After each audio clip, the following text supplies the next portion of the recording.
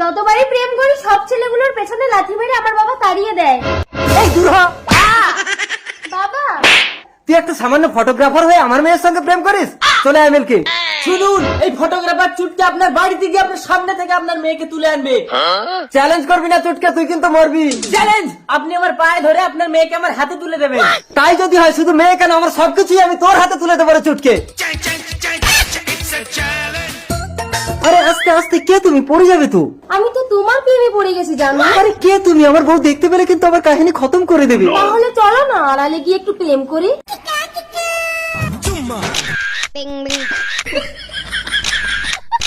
এই চটকে, আমি লুকিয়ে প্রেম করছি, তুই ছবি তুললি কেন? আমি তো ফটোগ্রাফার। এই যাও তো, কেমন যেন একটা অশুভ সংকেত পাচ্ছি। এই না ছোটকি, এই কাপড়টা ধরে উপরে উঠে এসো, গেটে মা আছে।